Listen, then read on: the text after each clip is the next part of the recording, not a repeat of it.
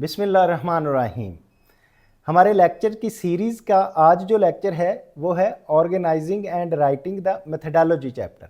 अब हमने research chapter के बारे में बात कर ली थी कि रिसर्च रिव्यू का चैप्टर किस तरह से हमने लिखना है, उसके बारे में मैंने आपको पैटर्न भी बता दिया था। तो आज हम बात करेंगे कि मेथडोलॉजी का चैप्टर किस तरह से लिखना है। तो मेथडोलॉजी के चैप्टर के लिखने के लिए सबसे पहले तो हमें चूज़ करना पड़ता है कि रिसर्च डिज़ाइन क्या है, हमारी रिसर्च जो है वो किस तरह की है। सिलेक्ट द रिसर्च अप्रोच के हमारी क्वालिटेटिव अप्रोच है कि जिसमें हमने इंटरव्यूज़ करने हैं, हमने स्टोरीज लिखनी है, या किस बेस पे है, या फिर वो क्वांटिटेटिव बेस है। क्वांटिटेटिव बेस है ये कि उसमें नंबर्स हैं, फिगर्स हैं, इस तरह की है। और मिक्स मेथड, या फिर मिक्स मेथड है कि क्वालिटेटिव और क्वांटिटेटिव दोनों को मिला के जो बन रहा है, कुछ क्वालिटेटिव है कुछ क्वांटिटेटिव पार्ट है, तो इसमें मिक्स मेथड जो है वो यूज़ होगा।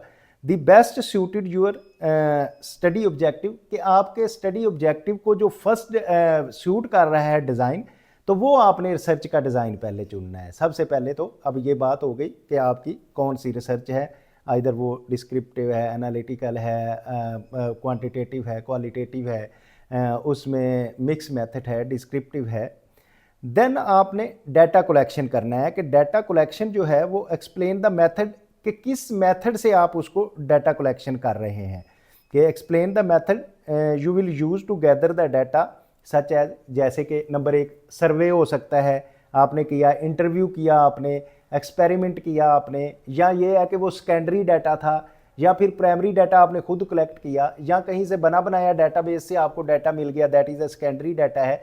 तो ये आपने डिटेल इसमें लिखनी है कि कहाँ से आपने डाटा सेलेक्ट किया। अगर आपने सैम्पलिंग की है तो होल पॉपुलेशन है, और होल पॉपुलेशन को जो वो डाटा है, क्या वो पूरा डाटा जो आपकी पॉपुलेशन है उस पॉपुलेशन को वो रिप्रेजेंट कर रहा है, ये चीज़ें भी आपने इसमें देखनी है। तो उसके बाद आएगा उस जो डाटा आपने कलेक्ट किया, अब उस डाटा एनालिसिस करना है।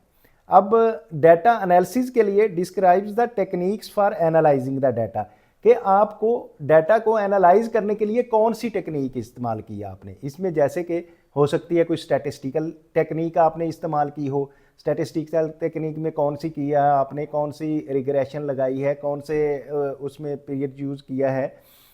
और दूसरी ये हो सकती है कि थेमेटिक एनालिसिस आपने किया हो सकता है, कि जिसमें आपने किसी का इंटरव्यू लिया और उससे सोचा, या स्टोरी राइटिंग्स में है, या सर्वे बेस है, तो इसमें वो जो कि क्वालिटेटिव रिसर्च के लिए यूज़ होता है।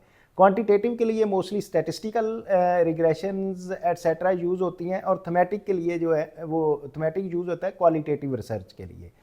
तो जब ये आपने एनालिसिस कर लिए, फिर उसमें एथिकल कंसिडरेशंस जो हैं उनका बहुत ख्याल रखना ज़रूरी है। कि ये अक्सर मैं आपको लेक्चर्स में ये बात बताता हूँ कि जब आपने कोई भी रिसर्च करनी है उसमें एथिक्स जो हैं वो बहुत ज़रूरी हैं। क्या outline the ethical standards you will follow, तो पहले आप आउटलाइन करें कि कौन कौन से एथिक स्टैंडर्ड्स हैं जो आपने फॉलो करने हैं, including the informed consent and confidentially, कि आपने नंबर 1 तो जो है कंसेंट लेनी है, जिसका आप रिसर्च कर रहे हैं जिस पे, उसकी पहले लेके कंसेंट फिर उस पर रिसर्च करें। नंबर 1 तो ये एथिक्स है। दूसरा ये है कि आपने जब उसको कॉन्फिडेंट रखना है। अगर आपको कोई ऐसी चीज़ का उसमें पता चलता है कि जिससे वो एम्बेरस हो सकता है, जिससे सोसाइटी में प्रॉब्लम हो सकती है, जिसमें कोई उस पर अरफ उठ सकता है, उसकी गुडविल को प्रॉब्लम हो सकती है, तो वो चीज़ों को आपने कॉन्फिडेंट रखना है। तो ये इसके एथिक्स हैं। तो इस तरह से अगर आप चाहते हैं कि आप ये रिसर्च के साथ जुड़े रहें हमारे साथ, तो और ये भी चाहते हैं कि दूसरे लोग भी ये रिसर्च सीखें, तो फिर आप कोशिश करें कि इसको लाइक करें, शेयर करें, सब्सक्राइब करें। और अगर आपको कोई प्रॉब्लम आ रही है, आप कोई चीज़ समझ नहीं पा रहे, या कोई मेरे समझाने में कोई मसला आ गया है, तो आप कमेंट बॉक्स में कमेंट करें, तो हम आपको उसका रिप्लाई देंगे। अगर आप ये चाह रहे हैं कि कोई ऐसा टॉपिक है जो समझना चाह रहे हैं, तो उस पर भी हम लेक्चर डिलीवर कर सकते हैं, और इंस्टीट्यूट ऑफ टैक्स प्रोफेशनल्स की यूट्यूब चैनल पे उसको अपलोड कर सकते हैं। Thank you very much.